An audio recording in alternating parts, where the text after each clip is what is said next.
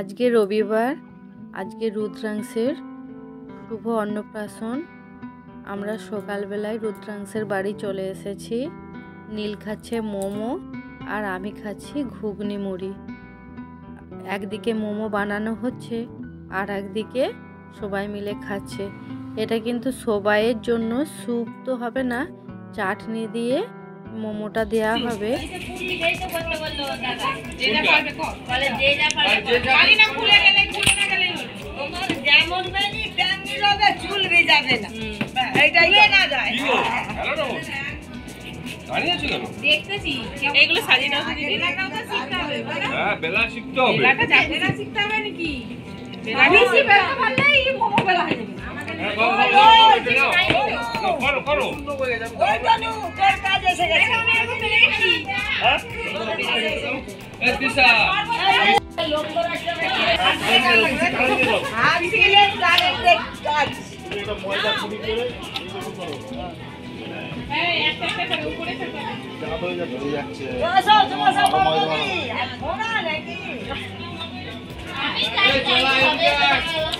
আরে সে রে সোমা নাকি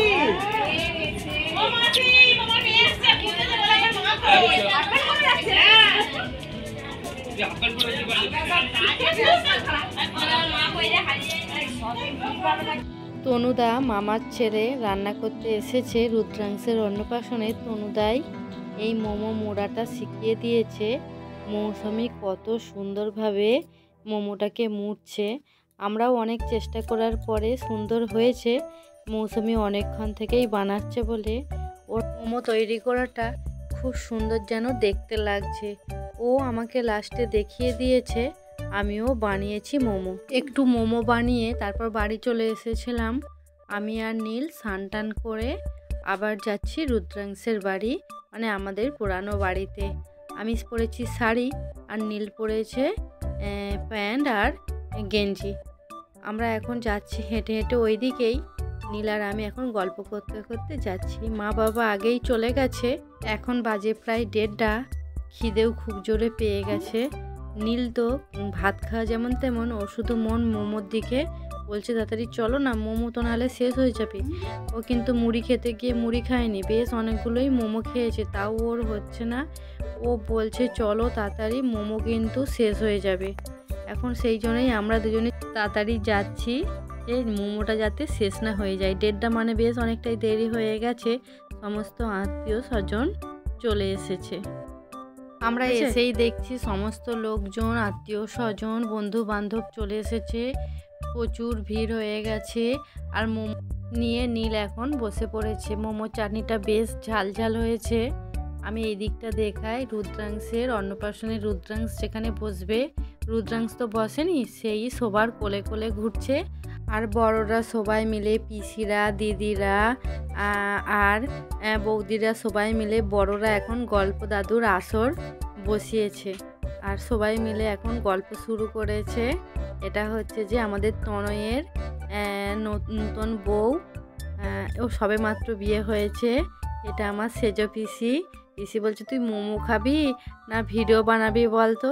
সব কিছুই একসাথে করতে হবে, সবার তো দেখার রোজ রোজ পাই না। কোনো বিশেষ বিশেষ অনুষ্ঠানে সবাই এক জায়গায় হলে তখন সবার সাথে দেখা হয়।